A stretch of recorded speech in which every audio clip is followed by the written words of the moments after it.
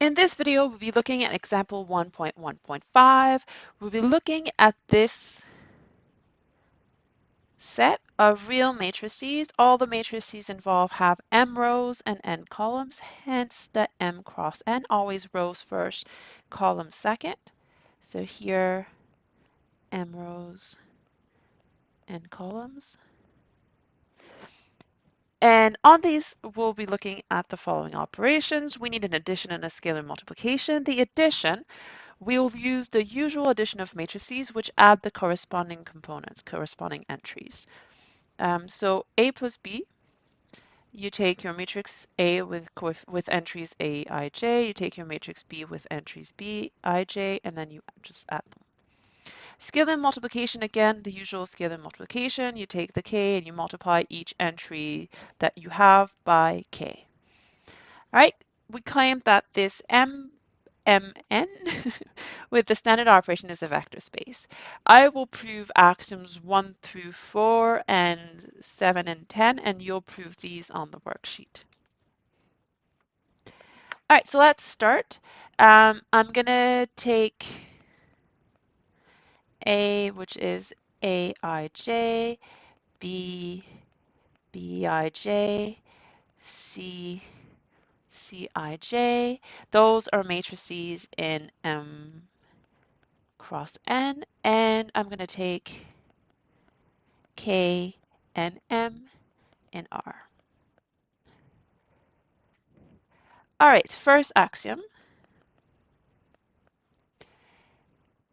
A plus B, I need to check that that is still in M cross N. Well, if I add two M cross N matrices, I'm going to get an M cross N matrices. So this is still an M cross N matrix. And so A plus B is still in RV, which is this set right here. All right, axiom 2. If I switch the order of addition, so A plus B, the entries will be Aij plus Bij. Those are real numbers, so I can switch the order, no problem. But then this one is B plus A. And so yeah. And again, this one is by property of real numbers.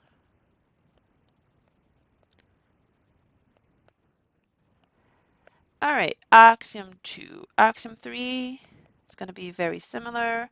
I'm going to look at A plus B plus C. That's going to be A plus Bij plus Cij. And so I'm going to be adding my real values starting with Bij and Cij, and then I will be adding Aij. But of course, by properties, let me use the same thing, of real numbers, I can add the Aij to the Bij first, and then afterwards put the Cij. And so the Cij are alone, and that means I get, sorry, let me write it as Aij plus Bij plus Cij. And if I look above, the first matrix is just A plus B, second one is C. So I just proved that I could add B plus C first or A plus B first, and I get the same thing. That's what axiom 3 tells you. All right, axiom 4. I need a zero element. Well, we're in matrices, so no surprises there. The zero element should be the zero matrix. So 0, 0, 0, 0. Of course, one specific zero matrix, the one with m rows and n columns. And if I add A plus 0, I'm going to get Aij plus 0. That's just Aij. And so I get A. I don't need to check the other side like we saw in our notes. So let's just move on to axiom 5.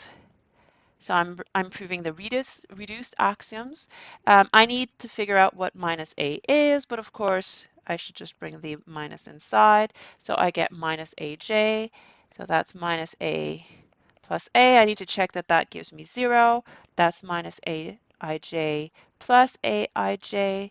That's the matrix that contains only 0. That is our 0 matrix.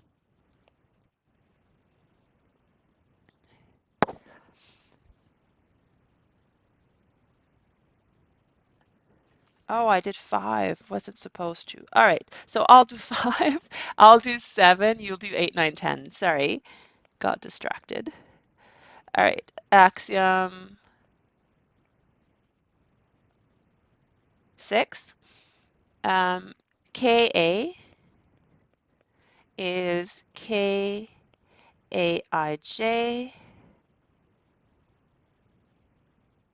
Well, that's still an m by n matrix. So still an m by n matrix. And so KA is in m cross n.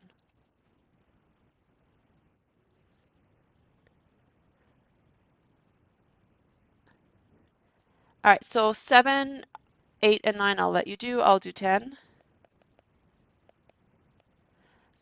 All right, I want to check that 1 times A is A. Well, that's 1 AIJ, which is AIJ, which is A. All right, so let me change this. We said 7, 8, and 9. You'll do in a worksheet. I'll change your version. All right, so thank you for this. We proved that matrices give us vector spaces, and that kind of explains why we had a case with linear combination that involved matrices. Matrices do form a view of vector spaces, and you could do linear combination and spans just like we did for vectors.